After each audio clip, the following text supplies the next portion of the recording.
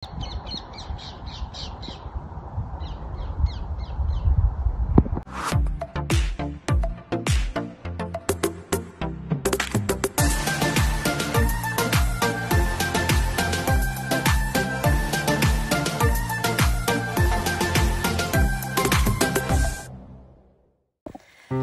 everyone, good morning!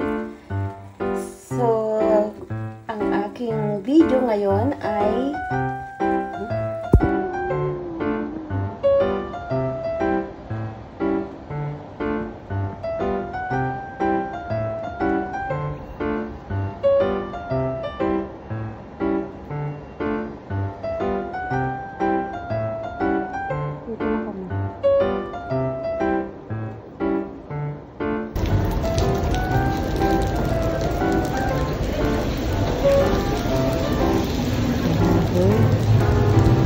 dahon.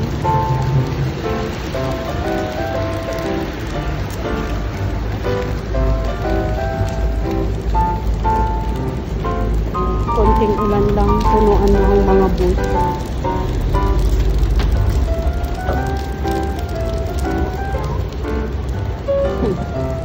Maglalakad na lang ako. Hello.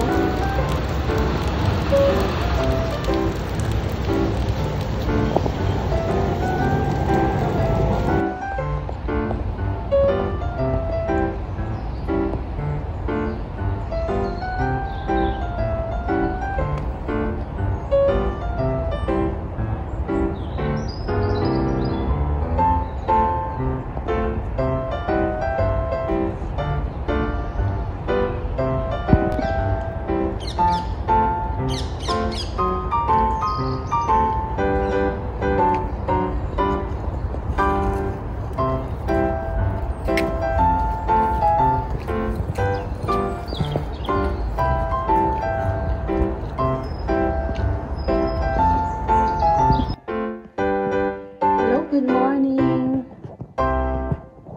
So it's work time again. Nandito na naman ako sa aking work of place at iyan ang aking nakikita dito sa aking bintana. Yung mga dahon talagang naninilaw na. At in 2 weeks or 1 week, wala nang mga dahon yung mga puno na yan. Kasi palamig na ng palamig dito sa Germany. At itong araw na ito, maulan. Simula kagabi, nag-uulan, napakalakas ang ulan. Kaya ngayong umaga, very full ang mga bus. Dahil yung mga tao na usually nagbabike sila papunta sa work nila, ay nagbabas na lang sila. Lalo na ngayon na mayroon kaming 49 euro Deutschland ticket. So, kahit saang parte ng Germany, pwedeng gamitin yung ticket na yun for 49 euro a month. Kaya yung mga mahilig magbike, hindi na sila nagbike ngayon dahil madulas ang daan. So, ayan. So, nandito ako ngayon sa bintana. At, naano ko yun sa labas. Pero, ayan guys.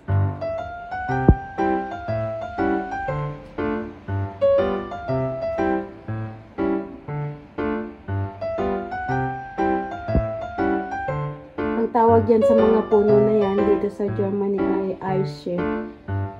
Kung tama yun, Eiche.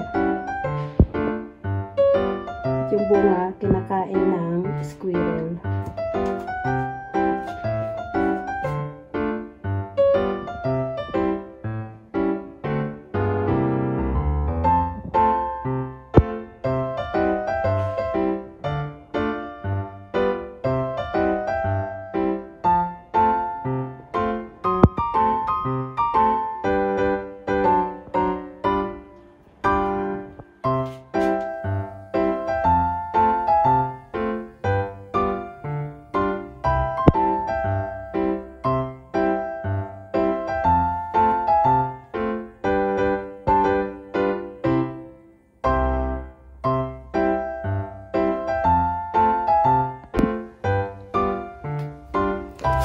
So, ito ang trabaho ko, guys. At yung trabaho dito ay housekeeping sa bahay ng mga matatanda. Ito lang ginagawa ko. Mlansya at maglilinis. So guys, ayan, pupuntahan na naman ako sa kabilang sa isa ko pang trabaho. Ayan, itong nadadaanan ko. Kaya palagi ko itong nilalagay sa aking mga video kasi dito talaga ang aking workplace dito sa paligid.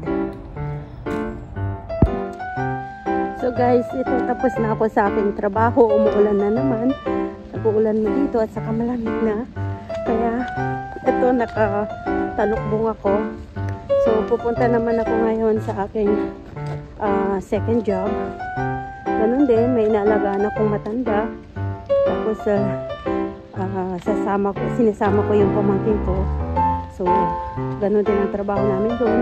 Pinagluluto namin yung matanda. So housekeeper. So yan guys.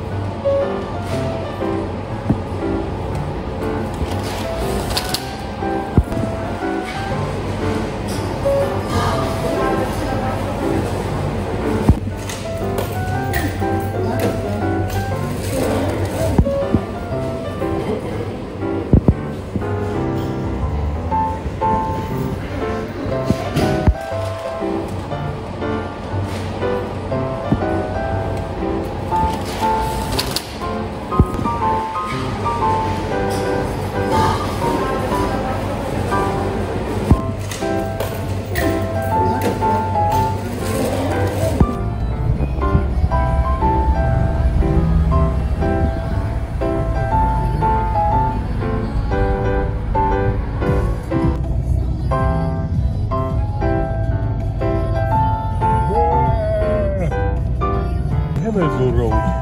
Das sind die Engels, die backt das Brot.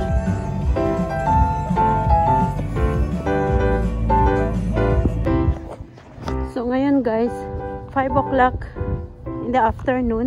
Ganito nakadilim ngayon dito sa Germany kasi winter time na kami.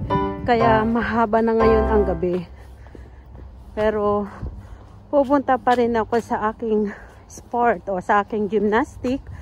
Kaya nandito pa rin ako sa labas.